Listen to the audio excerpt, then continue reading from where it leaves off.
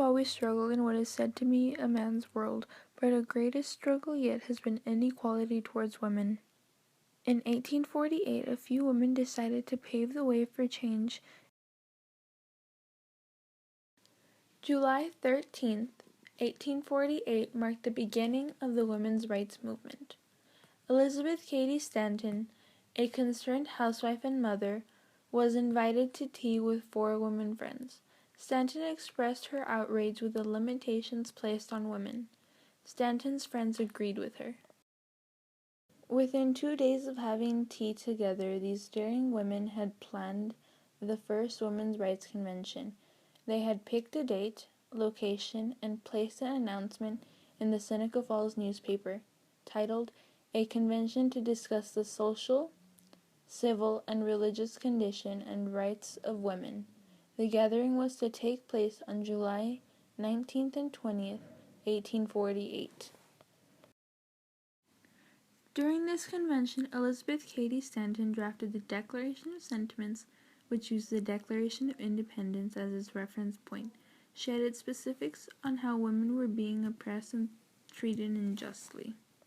Newspaper editors were shocked by the points made in the Declaration of Sentiments, and the fact that women were demanding the vote set off attacks and ridicule to all who participated in the convention.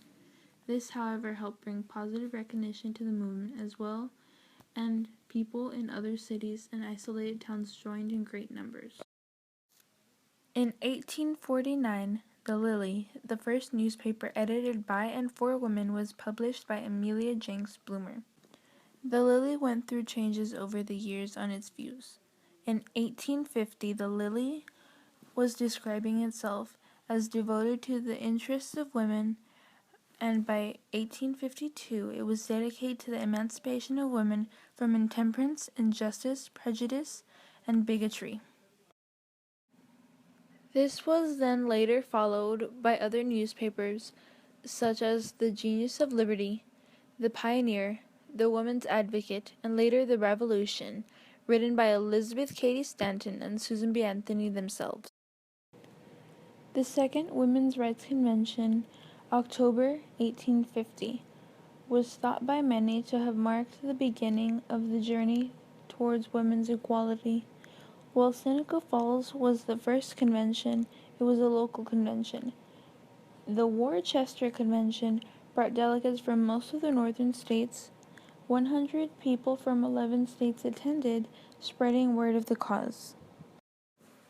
Sojourner Truth, a former slave and anti-slavery supporter, became a part of the women's suffrage movement in the 1850s.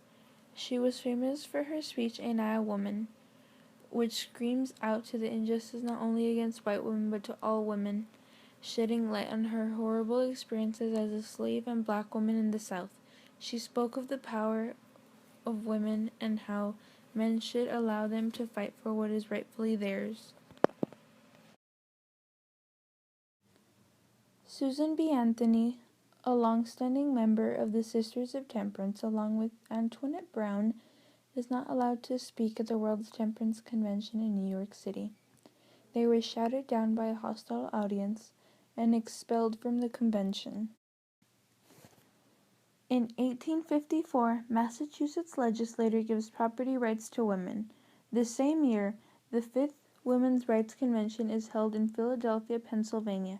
This convention combined both male and female leadership and was focused on career opportunities, equal wages, expanded education, property rights for women, marriage reform, and of course the ongoing struggle for women's suffrage. With the beginning of the Civil War in 1861, women were forced into public life in ways that they never would have imagined. Thousands of women in both the North and the South joined volunteer bridges and signed up to work as nurses. They provided food for soldiers, sewed and laundered uniforms, knitted gloves, socks, and organized door-to-door fundraising campaigns to raise money for medical supplies and other necessities. It was the first time in history that women had played a significant role in war. It is said that more than 400 women disguised themselves as men and fought in the Union and Confederate armies.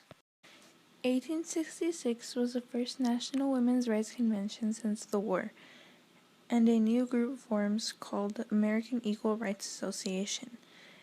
This same year, Elizabeth Cady Stanton wrote a petition for universal suffrage. She wanted for all women to be included in the 15th Amendment, not just men of color.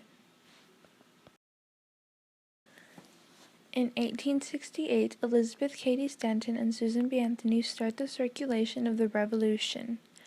The Revolution was a weekly newspaper written for women and suffragists. The American Equal Rights Association is in disagreement over whether or not to support the 15th Amendment. The 15th Amendment would grant the right to vote to colored males. Elizabeth Cady Stanton and Susan B. Anthony found the National Women's Suffrage Association. The National Women's Suffrage Association was more radical and wanted to achieve the vote through a constitutional amendment. They also pushed for other women's rights issues as well as suffrage. At the time, it would still be years before women were allowed to vote, but even today we struggle for equality in every way possible. Through our strength and unity, we will overcome any obstacle.